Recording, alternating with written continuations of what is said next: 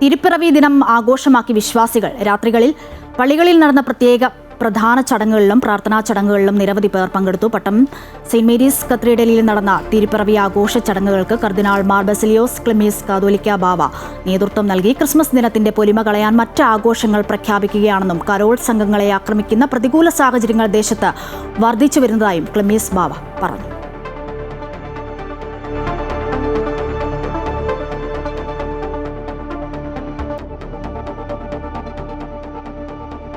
യേശുക്രിസ്തുവിൻ്റെ ജനനപ്പെരുന്നാളിൻ്റെ വലിയ സന്തോഷത്തിലേക്ക് നാം ഈ ഒരുക്ക ദിനങ്ങളിൽ പ്രവേശിച്ച് ക്രിസ്മസ് ആഘോഷിക്കുമ്പോൾ മനുഷ്യനുണ്ടാക്കിയ എല്ലാ വിഭാഗീയ ചിന്തകൾക്കും അതീതമായി ദൈവസമക്ഷം ഉയർന്നു നിന്ന് നമുക്ക് ഈ ക്രിസ്മസ് ആഘോഷിക്കാം. കൂടുതൽ സ്നേഹിക്കാൻ പഠിക്കാം. ഒരുമിച്ച് ജീവിക്കുവാൻ നമുക്ക് സാധിക്കുമെന്ന് ലോകത്തോട് പറയാം.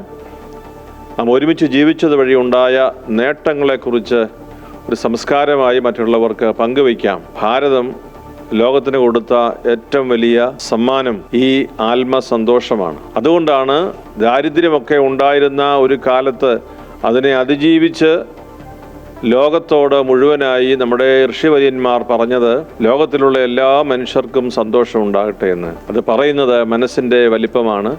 ആ വലിപ്പത്തിൽ ക്രിസ്മസ് നമ്മെ എത്തിക്കട്ടെ എന്ന് ഞാൻ ആശംസിക്കുന്നു, പ്രാർത്ഥിക്കുന്നു. പാളയം സെന്റ് ജോസഫ് കത്തീഡ്രലിൽ നടന്ന തിരുപ്പിറവി ചടങ്ങുകൾക്ക് തിരുവനന്തപുരം ലത്തീൻ അതിരൂപത archbishop doctor Thomas J Netto നേതൃത്വം നൽകി. ക്രൈസ്തവ വിശ്വാസികൾക്കെതിരായ ആക്രമണം കൂടിക്കൂടി വരുന്നുവെന്ന് archbishop doctor Thomas J Netto പറഞ്ഞു.